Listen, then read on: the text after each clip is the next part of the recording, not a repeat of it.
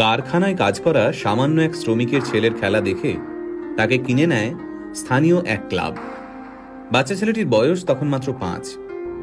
কিন্তু ভাগ্যের কি পরিহাস, মাত্র 11 বছর বয়সে এক বিরল রোগ ধরা পড়ল এই বিস্ময় বালকের।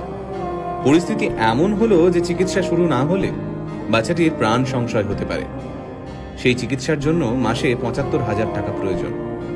কিন্তু সামান্য এক শ্রমিক বাবা কিভাবে জোগাড় করবেন এই টাকা?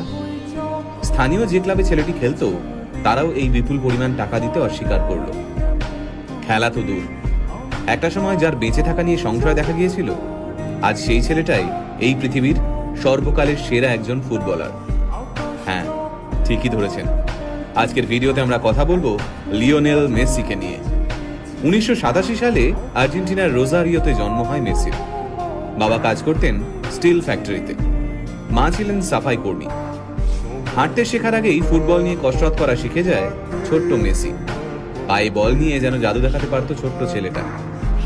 তার খেলা দেখে মাত্র 5 বছর বয়সে তাকে কিনে নেয় স্থানীয় এক ক্লাব।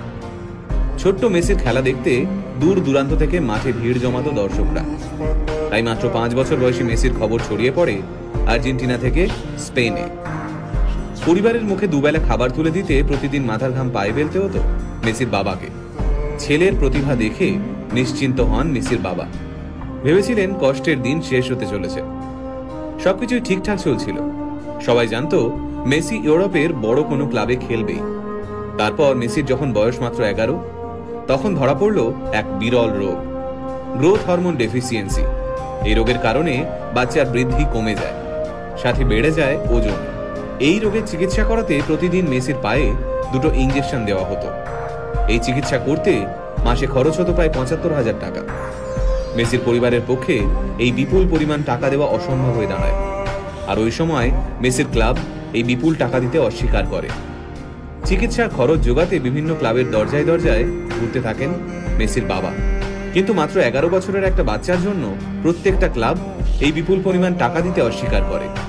তবে চিকিৎসা চলাকালীন মেসিকে মাঠ থেকে এক মুহূর্তের জন্যও দূরে সরিয়ে রাখা যায়নি। সেই সময় ওই মাঠে উপস্থিত ছিলেন ফুটবল ক্লাব বার্সেলোনার এক প্রতিনিধি। মেসির পায়ের জাদু দেখে মেসিকে স্পেনের বার্সেলোনায় নিয়ে যেতে চান সেই প্রতিনিধি।